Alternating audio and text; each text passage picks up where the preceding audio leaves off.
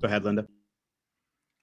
Okay, welcome. It is wonderful to have Eric Roza with us today for our 10th Leading Through Crisis series.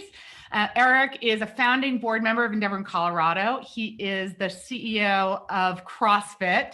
And I first got to know you, Eric, when you were CEO of Datalogix through Dan Caruso, our founding board chair of Colorado.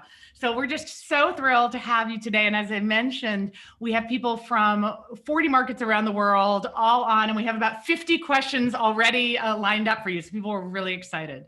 It's so cool to have that kind of a global audience. CrossFit has a presence with at least one gym in over 150 countries around the world. So I was really psyched when you said there were people from, how many total markets are there for Endeavor right now? There are just over 40. So with Got them all? Canada and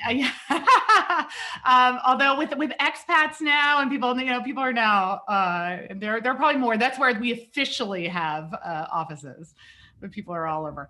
Well, before we dive in, and as I said, there's so much interest in you and this interesting year you've had at CrossFit, but why don't you just share your background with everyone who isn't as familiar?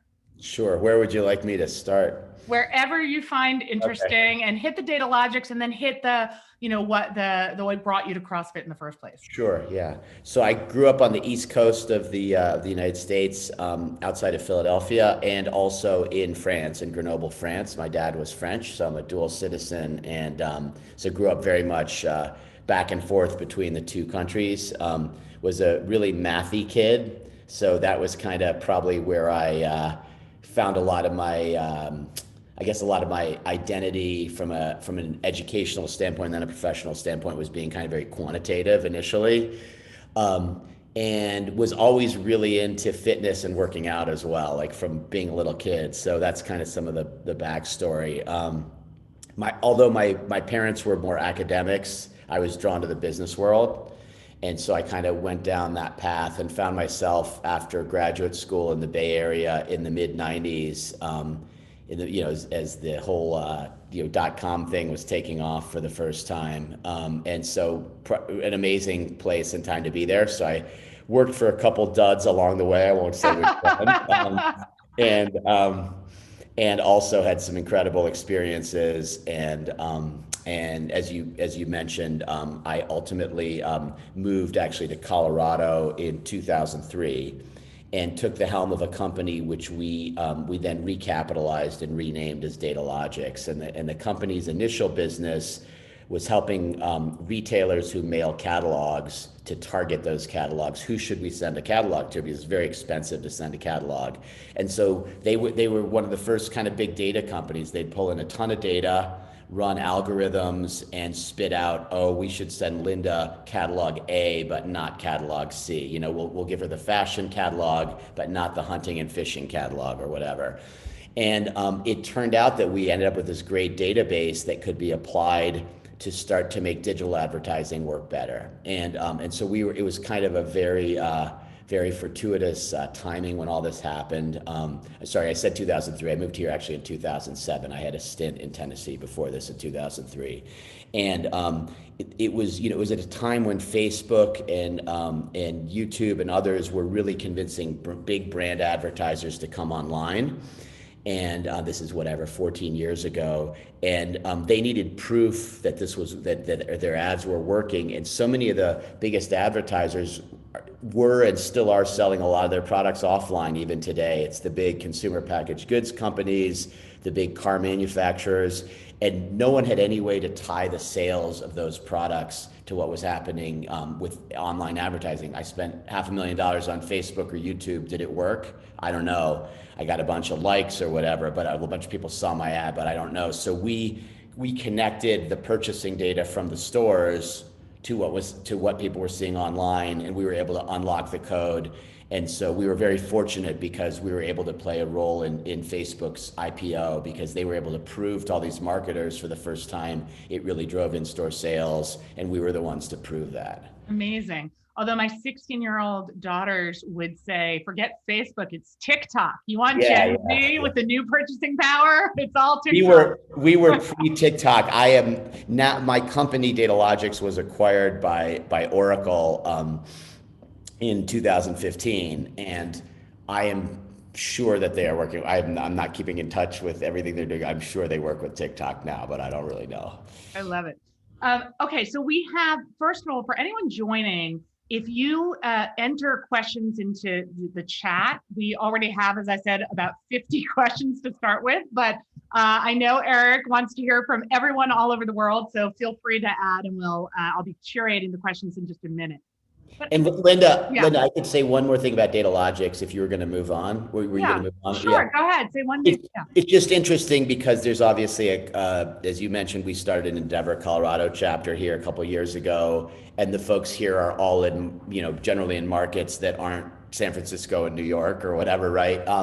When we were starting Datalogics, there was a real issue around getting funding from top tier VCs. I remember being at a dinner and a partner at one of the top VCs in the country who ended up investing came to the dinner, and afterwards he thought he was paying me a big compliment. He said, "Wow, it was great to meet your team. I mean, I was really impressed. I mean, we could have been at a restaurant in the Bay Area with the caliber of team you had." And I found it so condescending. He's a great guy, by the way, and a fantastic investor. And I didn't call him on it, but I was like, wow, this stigma about, being in a market like this. And what's really, really cool right now is I think those stigmas have dramatically reduced. Certainly Endeavor has played a role in helping create that broader network. And then the all the people who have fled some of the big markets from the pandemic, and this notion that you can be a digital nomad and work and live and start a company everywhere has really broken down those barriers for talent acquisition and for fundraising that are really, really, and for mentorship, which are really, really cool. And so it's kind of like what Endeavor was on the front end of doing this, but it's like perfect timing for Endeavor to be getting to scale itself for this, I think. Well, I love that. And that reminds me of two stories. One is, I was initially against bringing Endeavor to the US. We were known for emerging and growth markets. And I thought, why are we needed in the US? You have the role models, you have the funding. And then after so many Silicon Valley VCs said what you said, well, you can start a company in Detroit or Boulder or Atlanta or Buffalo, but then you want to scale it, you'll move here. Right. And it was so arrogant, as you said. I was like, oh my God, we have to prove them wrong. That is just not acceptable. And Jeff Arnold, our co-chair in Atlanta of ShareCare and WebMD, said he couldn't raise a dime in Atlanta. That was one of the reasons why he helped bring Endeavor there. He said, the only time I got in the papers was when I did a real estate deal. Then Atlanta cared, but anything entrepreneurial, no, and that's changing.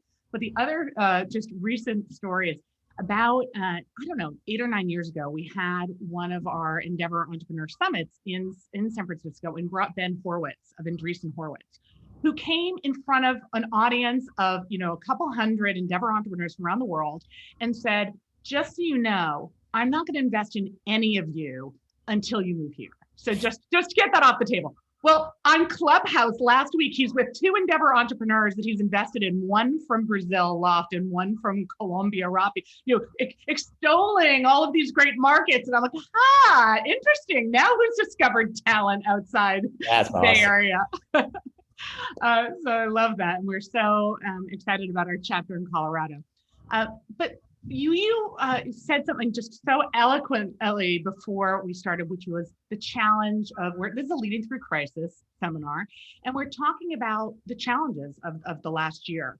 But you faced sort of the dual challenge, not only of deciding to run a company that was dealing with in-person gyms at a time when the pandemic is happening, but also taking on a founder-led culture, which was going through a challenging moment and having to come in and deal with an internal, brand building culture resurrection exercise as well. So why don't you just try to walk us through how you approach this daunting dual challenge? And if you can walk back to March of last year, that would be amazing. Absolutely. Yeah. So, in June, Or June, I guess when you. in June is when CrossFit got into its PR crisis, and I was at a time in my life I had taken some time off from operating full time after my selling my company. Was doing a number of boards, including Endeavor and investing, and I was feeling the pull of really wanting to operate again.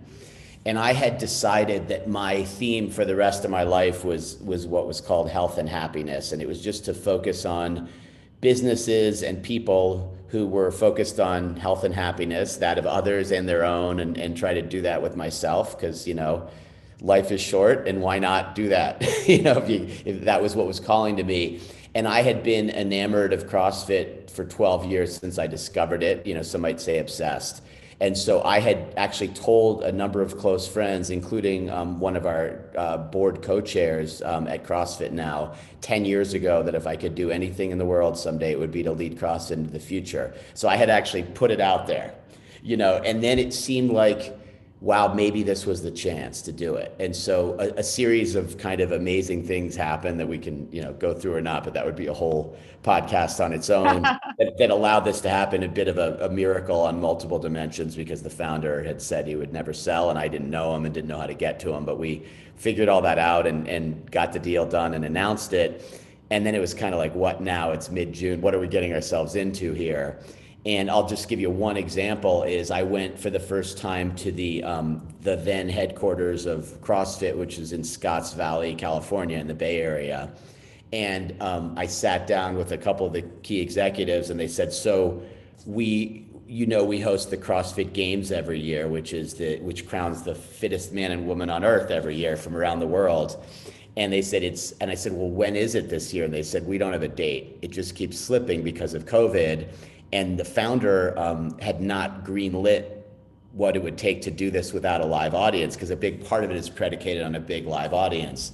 And they said, can we still do it? And I said, well, I don't know. What does it mean? And they said, we don't know either. And so we sketched out different alternatives. And that was an example where we went, instead of being this big in-person event, we split it into two events, ended up doing the first part virtually in people's local gyms for a number of for 60 of the top athletes. And then we cut it down to the top 10, created a bubble and brought them out to the Bay Area, and they competed there as if there was an audience, but there wasn't an audience, And so we had to pull it together in a few months, and we had, over 10 million people watching this event, being streamed. Wow. It was pretty in every country on this call, and another, 100 or 120.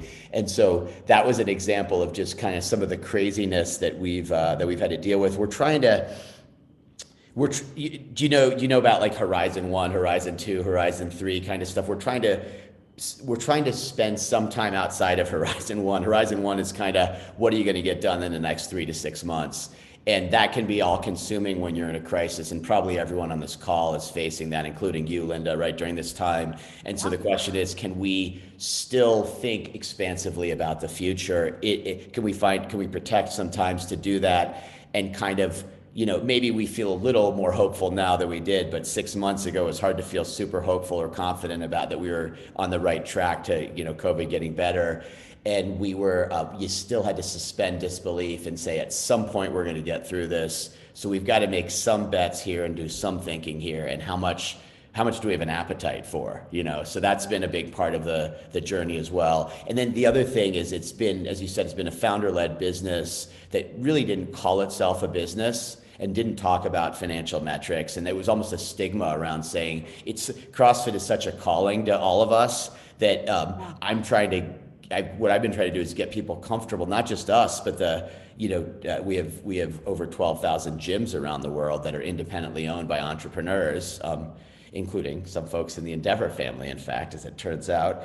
And we want to destigmatize this notion that to do good in the world and to be on a mission, you can't be focused also on financial outcomes, because that obviously that exists all over the place in the world that people in this call live on. But in the CrossFit world, it's kind of, people don't talk about that stuff. And I've said, look, if your business is more financially solvent, you can do more good in the world. You can have more impact on people, change more people's lives and all that. And that's an important cultural shift. So I share financial numbers with the company now, and that's crazy stuff relative to, what people were kind of used to before. It just wasn't part of the culture. And it's jarring to some people. They don't want to a quote unquote business person or tech person running the business. They want a CrossFitter running the business, and they know I am that too. And how do you reconcile those two things? But in a way, this is so interesting because it's a perfect example of crisis leading to opportunity, right? In some ways, maybe the pandemic made it easier for an outsider to come in and introduce these financial metrics and almost upend the business culture. Because if everything was going along swimmingly and you want to come in and change things, there's going to be a lot more resistance. So did you feel in some ways this moment, as tough as it was, gave you that opportunity for people to be more accepting of change? I think 100%. I think that the combination of the pandemic and the challenges that the company had in June with reputational challenges really created an opportunity for people to say, I love CrossFit. Over 50%, there are millions of people who do CrossFit around the world. Over 50% of them say it's changed their lives. So this is really important to people. It's not going to the gym, right? It's a group, it's an identity kind of, and you want to share it with others. And so people were really worried it was going to go away. And so we said, look, we're coming in, we're here for the long haul. We're going to make it through the pandemic. As a group, now the sad truth is thousands of gyms have not and will not make it through the pandemic, right? And that sucks. But the silver lining there is there will be new creative things that come up, right? And we believe, as an example, we currently have a bill in front of Congress, or proposals in front of Congress that we were trying to get in, or are trying to get into this bill that has restaurant relief in it right now, and we're kind of the third one down the list between there's restaurant and events that are in it. And Nancy and Chuck each, I think, picked one of those. And then we had a number of members of Congress pick gyms as the third one.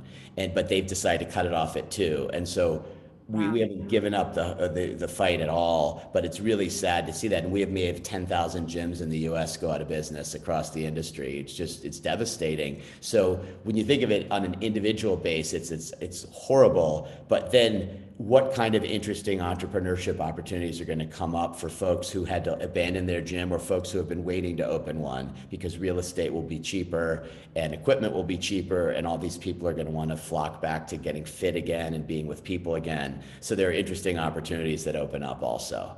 This is so interesting. We have so many questions I don't want to get in, but I have to ask one thing more just off of that. How do you have to motivate people for the future, and yet you also have to kind of console the people who were part of the CrossFit community who have those gyms that go out of business? How do you reconcile both? How do you keep people, the people who are not going to come back? How do you handle that while you're still trying to excite and motivate people about those future opportunities? Yeah, well, it's a tricky balance. I mean, you have to be authentic first, always in communications, right? You have to check in with yourself and how do you feel. One of the things that we did is we got a great group of people together, and starting in October, there were thousands of gyms that we hadn't heard from in months, and we didn't know if they were still open. CrossFit's had a very loose affiliation with the gyms, so they don't have reporting requirements or anything. They kind of pay their dues once a year, and they get to use the name. And then there may be some interactions, but there wasn't a regular cadence. And we said, let's reach out proactively to every gym we haven't heard from, in the last, call it 60, 90 days. And our team talked to thousands of people. And Wow. and a lot of them, we said, look, you haven't re-signed your affiliation agreement, or you're overdue, you haven't paid, you're 4 months overdue, whatever. But the first discussion was always, how are you doing? And there were a lot of tears, and people have given their lives to this. So there are gyms that have shut down that were CrossFit gyms that were open 15 years ago, that were like the seminal gyms, like CrossFit San Francisco shut down, kind of a seminal gym in the CrossFit world. And so it was kind of a call of compassion, right? How are you doing? How can we support you? If someone said, look, I want to stay with you, but I have to decide whether I can pay rent or pay my coaches right now, or feed my family, or whatever. Then there's a discussion around, well, how can we support you here to make sure that we're not the ones tipping you over the edge? We want to be part of this.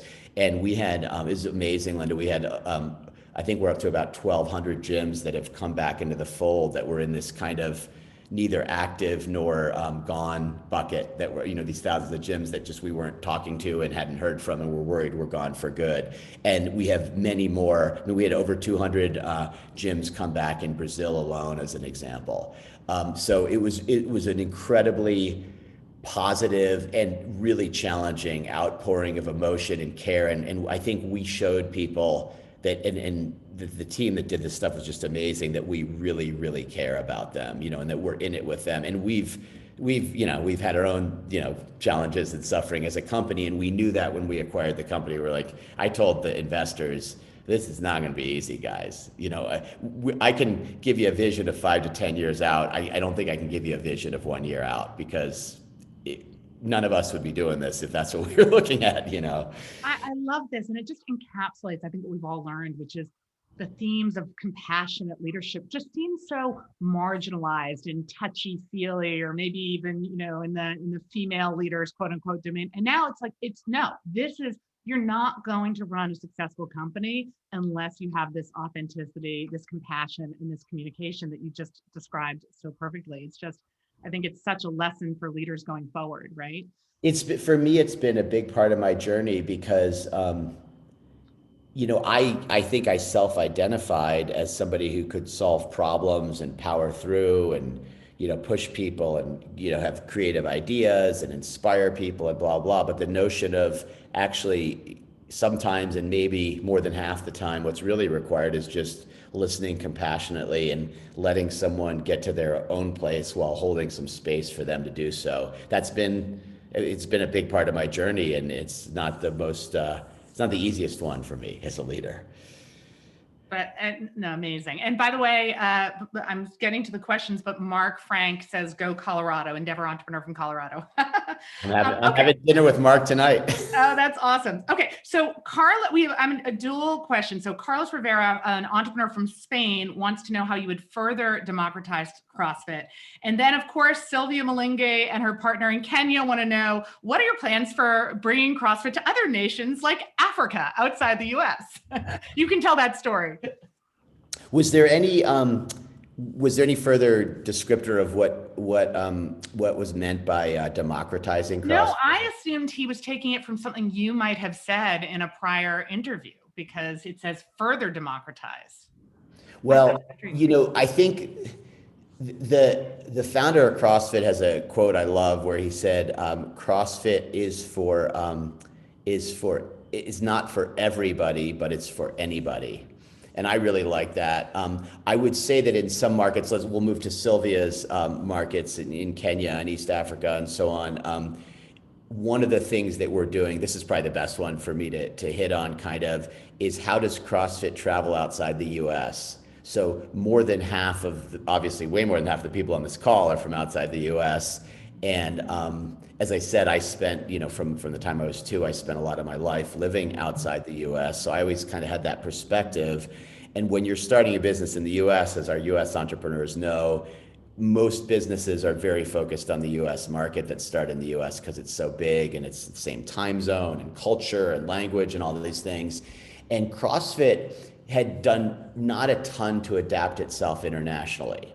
So, I'll give you a few examples. There was virtually no full-time staff outside the US. There was a kind of a part-time team, a small part-time team in some of the markets. We had no pricing adjustments for markets that had much lower income per capita. And then very little translation. In fact, in only one part of our business was there any translation in other languages. So we've been working on all those dimensions now, and it's still early. And this gets into Sylvia's question, right? Is I think it's two things. We have to find great entrepreneurs like Sylvia and Coach Wilson, who's her link to the CrossFit community. By the way, just to brag on Sylvia and Coach Wilson a little bit. During COVID, they got 1,900 employees of Sylvia's company to do CrossFit on Zoom. Amazing. 1,900 in Kenya at one company. Sylvia, I hope you're listening to this. I mean, it was the coolest thing I've ever heard, and it's just unbelievable. And in fact, I've asked Sylvia and Coach Wilson to come to me. They said, "Would you help? Can we do things like, because the other thing was there weren't pricing adjustments. So if it cost X to be a trainer to open a gym in the US, it's the same in Kenya. Well, maybe it should be less expensive in Kenya. We've already dropped the pricing in Brazil in some cases and things like that for some parts of our business. So I said, I'm open to, like, you know, come up with some ideas and pitch me on them. I'm very inclined to listen. It would be I'll tell you, the way I think about my mission, Linda, is 100 million people having their lives transformed by CrossFit around the world by the time there are 10 billion people in the world. And I think that's about 30 years out. And so, I'm like, if 1% of people in the world are identifying as CrossFitters and having their lives changed by CrossFit, they will then infect a few others in a positive pandemic-y kind of way. And so a big part of that is going to populations that don't necessarily make business sense as a top priority, right? Everyone's going to focus on China over Kenya from a pure business sense, unless you're already in Africa, or almost everybody is. But if you're thinking about mission and what are we really trying to accomplish, change in the world, then you're going to be incredibly thrilled when Linda Rottenberg reaches out and says, "Do you want to meet Sylvia in Kenya?" Yes, I do, because I know, I would say stalking is an underrated startups and scale up strategy. So when Sylvia and Coach Wilson are both listening, she wants you to know. She said, "I've been stalking Eric Roza for years." Like, that's easy. By the way, everyone who's putting questions into chat, please say where you're from too. All right, so we moved from, that was a geographic question. Dorino, an entrepreneur from Brazil, wants to know about how you make decisions in terms of the core CrossFit versus expanding the portfolio, right? A lot of times entrepreneurs have to make this decision, and CEOs, about where do you keep just your core product and expanding it versus branching out with other products and services. So how do you analyze and make those determinations? Well, I'm going to shout out to Brazil, because Brazil is actually our second biggest market for CrossFit. We have about wow. We have about 800 gyms in Brazil. It's bigger than any individual European market, believe it or not, for us. Wow. It's really cool. So we have some great people in Brazil. What I try to do, so I believe if you can make some cordoned off kind of lower cost experiments, I like to always have some of those going on.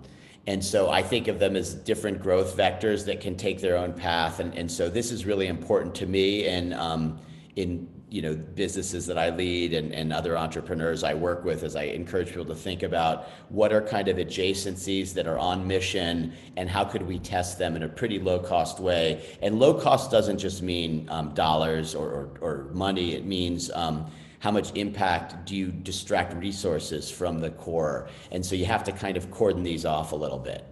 And so as an example, we have 3 real more mature businesses at CrossFit right now. And when I came in, I kind of established a new mission for CrossFit, as well as the vision. There wasn't really I don't think, a formal mission established previously. And I basically said, our mission is to be the world's leading platform for health, happiness, and performance. And a lot of the perception of CrossFit is that it's all about performance, getting like really strong and really fit, and the area of like health, I don't think has been emphasized as much, especially mental health. And it's unbelievable what the impact that CrossFit has on people's mental health, and the people that I've known who have been able to come off prescription medications and so on as a result of CrossFit, for a whole bunch of reasons we could talk about. And then, and so I said health and happiness have to be in this. It's health, happiness, and performance. And then you say, well, what are other things that fit with being this global platform for health, happiness, and performance? And so we start talking. There are a lot of doctors who do CrossFit, and we start talking to more and more of them and saying, what ideas do you have about how we can start to have healthcare meet fitness?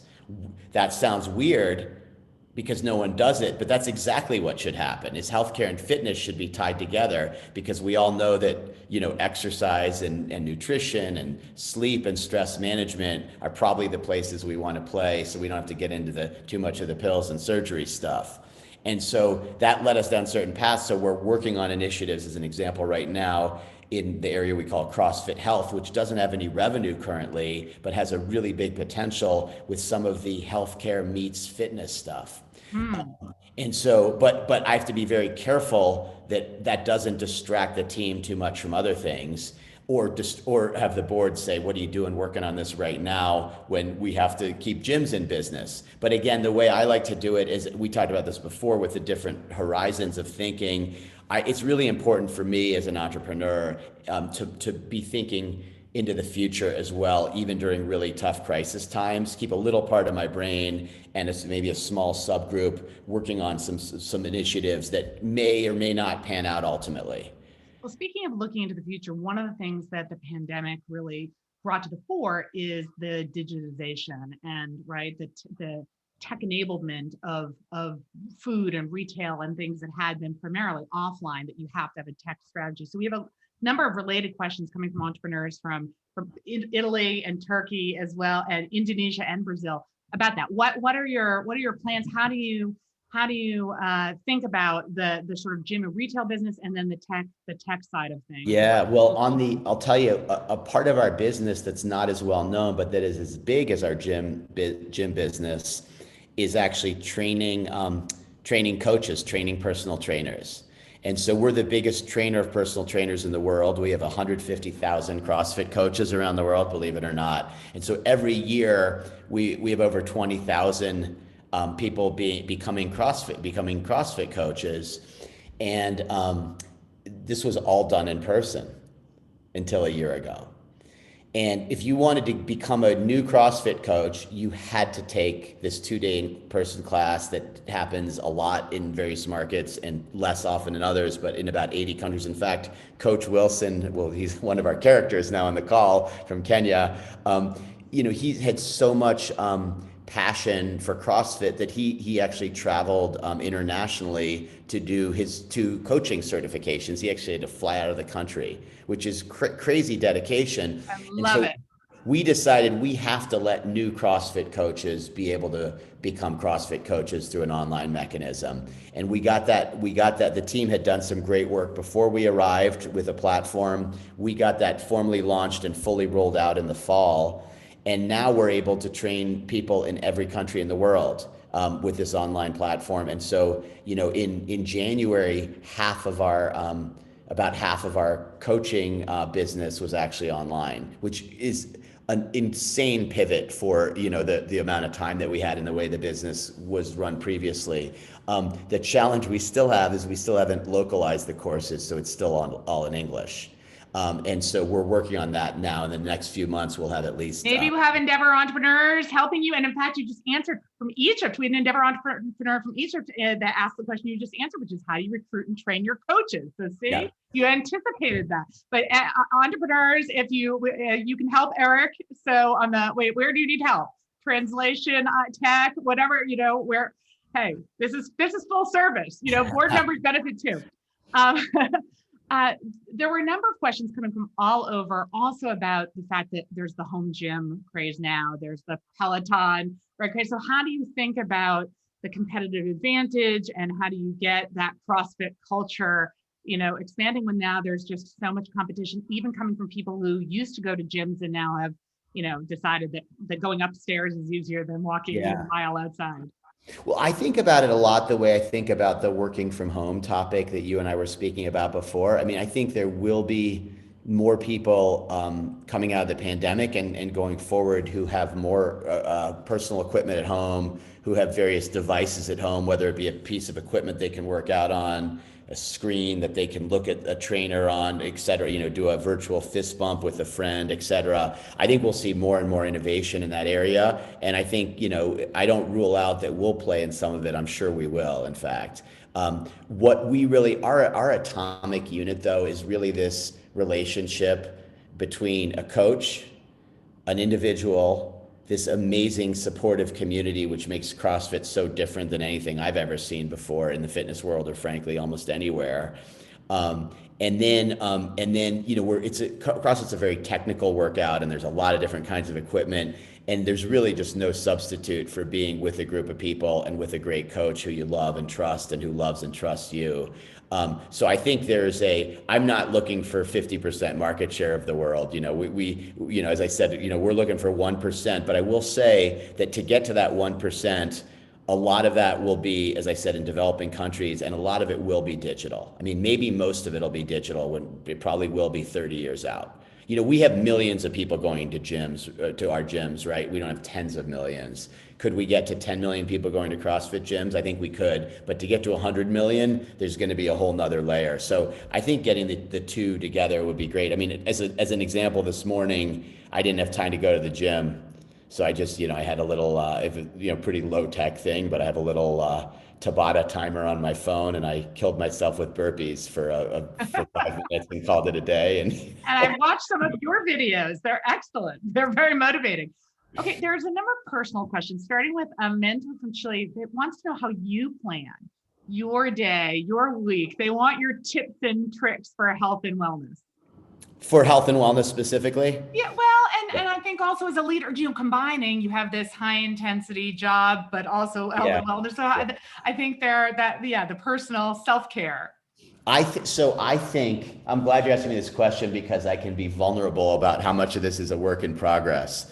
One of the things that we're doing right now with Parisa, my assistant, that's so cool is and she initiated this, is every day we do an energy check-in at the end of the day. How did today go? How'd you feel? How'd you sleep last night? Did you work out? Did you spend at least an hour of your day walking? Things like that. It's really good. I personally am pretty good about eating and drinking. I mean, no one's perfect, but for some people that's a real challenge, where you grabbing the junk food. That's less of an issue for me, and I'm fortunate. Where I struggle is I don't sleep particularly well.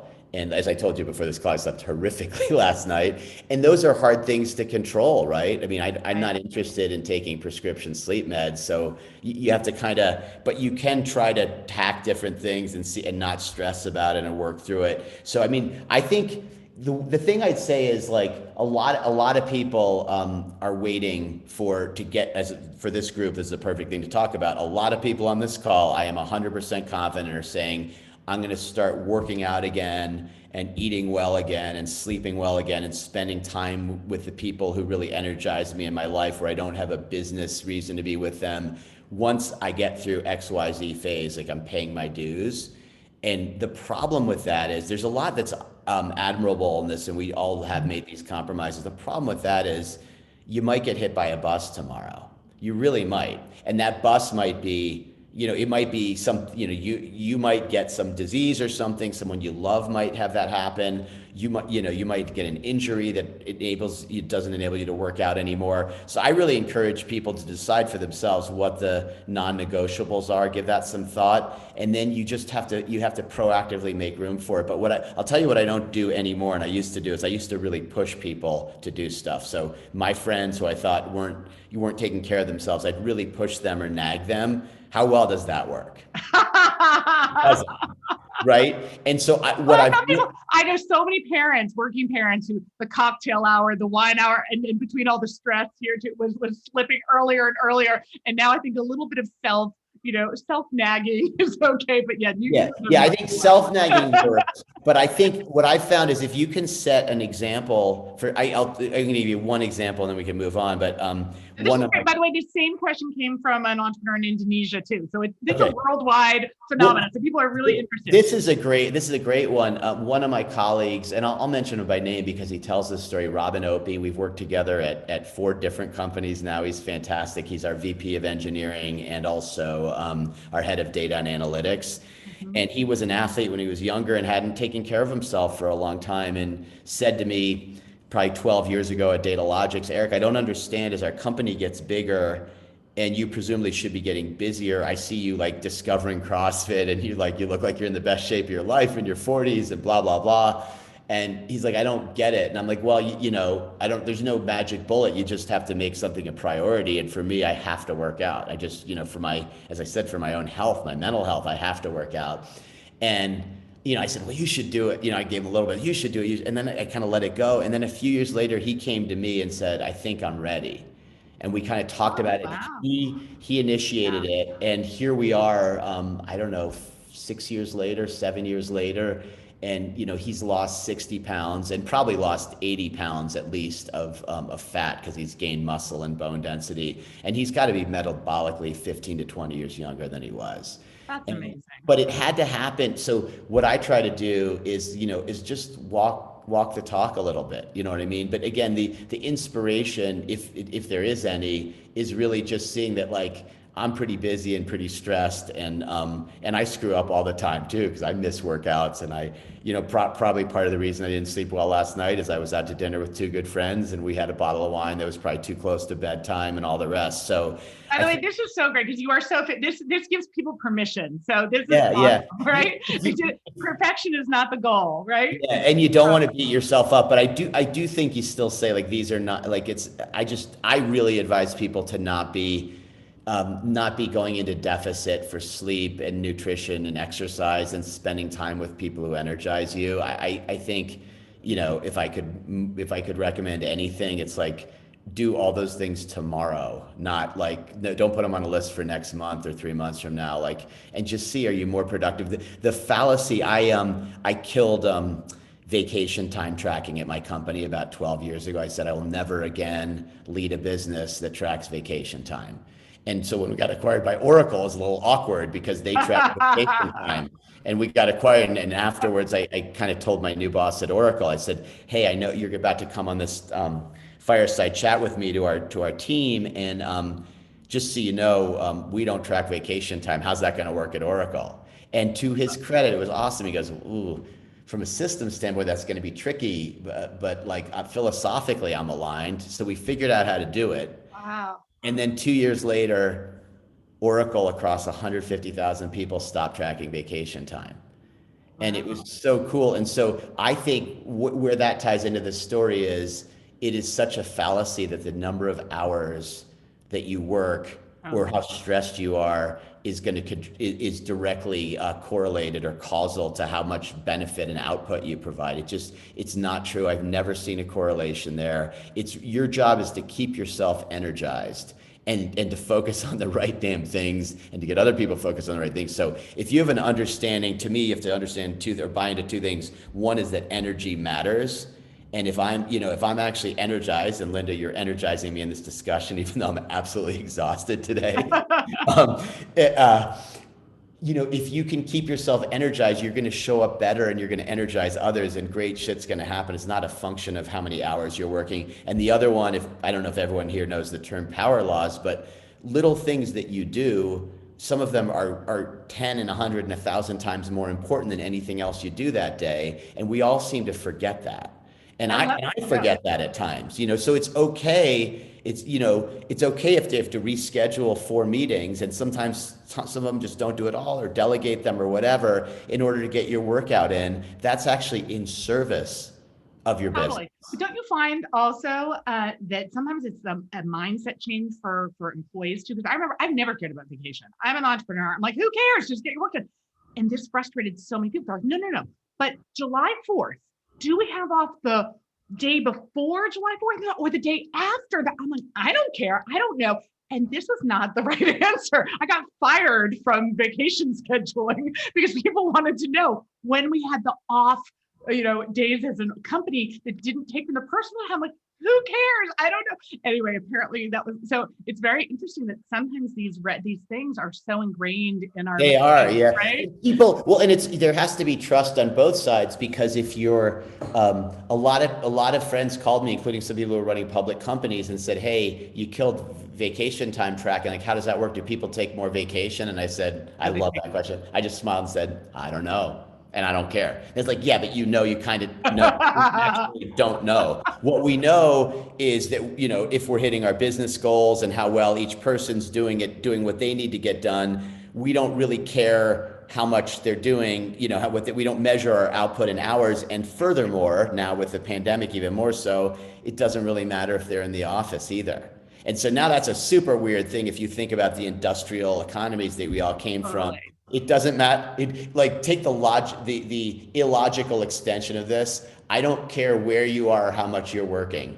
All right. That's such a weird thing to say. Like, it doesn't even I make sense know. when you say that. Although I don't know if it's true, but Facebook, you hear these stories of like the creepy Big Brother where they're actually tracking engineers and on their screen. So who Yeah. knows? But anyway, I love this next question. It actually comes from one of our team members in Saudi Arabia.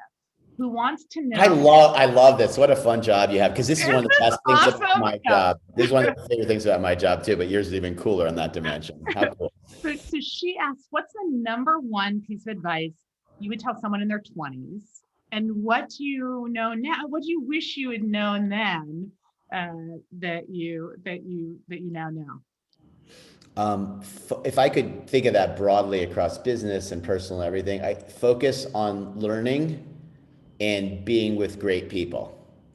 As the number one priorities. I mean, there are certain realities around, you have to make a certain level of living, but and you want to be intellectually engaged. I think that's really important too. But I think I was focused for sure on what I perceived as the prestige of a job. I thought these are people that I should want to be with because they looked like they were successful or whatever, versus this is a really good person, and you know it when you see it. And if you go to a great company, part of one of the characteristics of a great company is there are great people there, and those great people know other great people are going to do other great things in the future. And if you're in your 20s, the average person is 5 or 10 years older than you, or even your age. They're going to pull you into other opportunities in the future.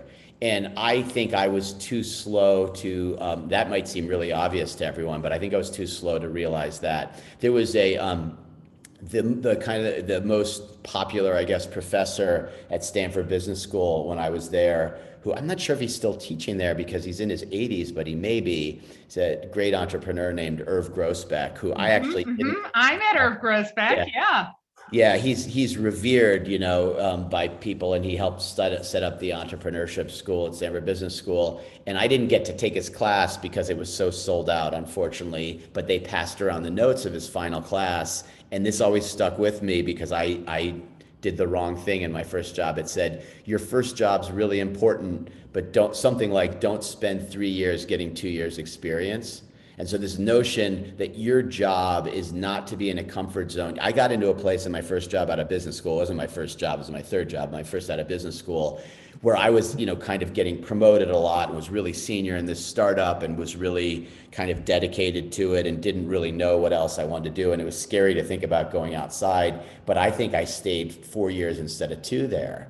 And that was a mistake in a lot of ways. I mean, there are positives about it too. But so I think that, am I learning a ton? Am I with great people? Really should trump almost all. And then am I engaged every day? Those are great, and those I think are true in a. I will tell you, I think they're true in a fitness routine. They're true in thinking about your nutrition. Like, keep learning and consort with great people who challenge you. They're not there to affirm you and always tell you how good you are and you're right, but they actually make you think differently about things. This is great. All right, we have two more questions. We could go on all day, Eric, so we'll have to get you back. But two more questions. One is from Bolaji, our chair of Endeavor Nigeria, who wants to know that apart from physical activity, how do you cope with mental stress?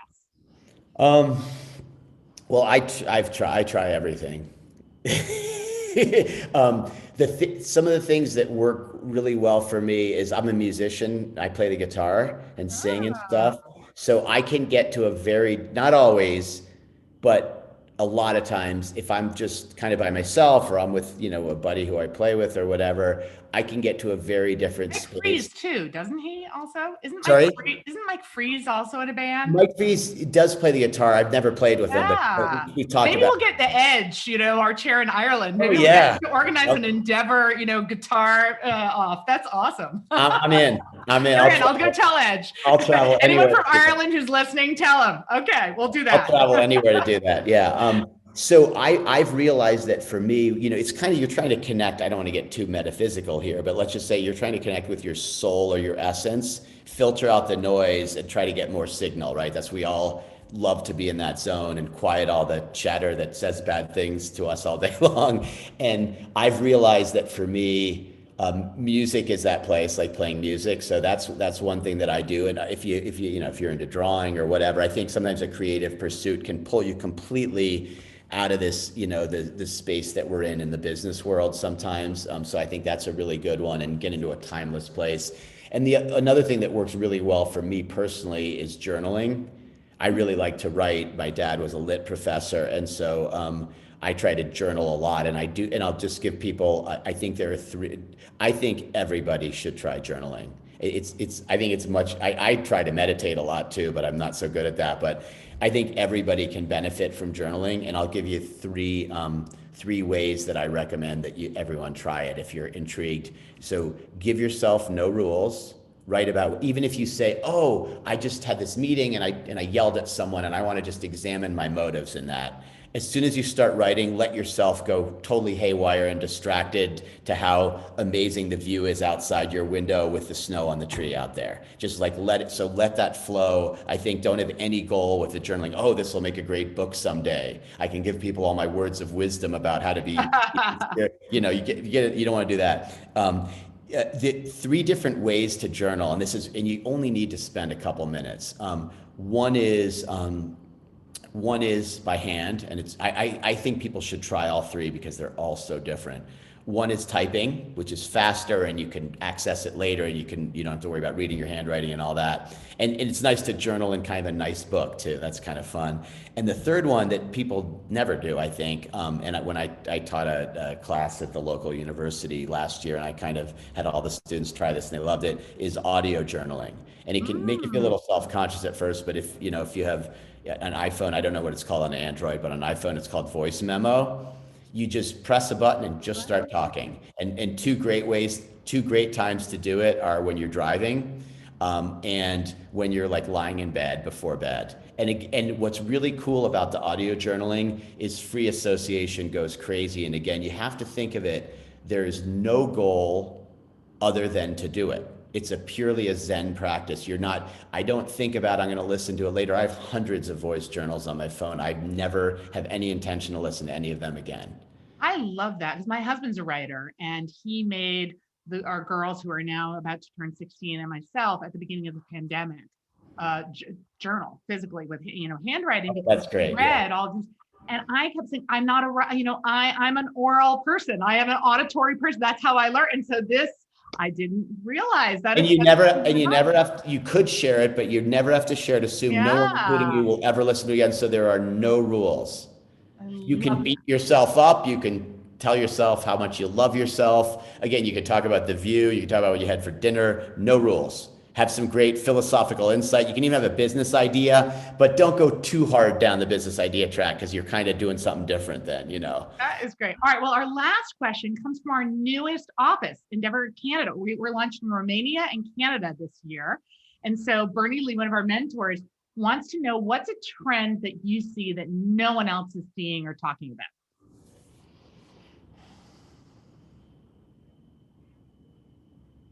Man, I don't know if I have a good answer there. Bernie, you stumped him. Give me 1 sec. You got to give me another question because I don't want to end on a dud if I don't have a good answer. It's a great question. Does anyone? I'll say, but I wouldn't say no one's onto this. I would say that a number of people in CrossFit were onto it, helped me get onto it. I'm gonna revisit it. The fact that like your fitness and your healthcare should be connected, and the fact that they're completely disconnected.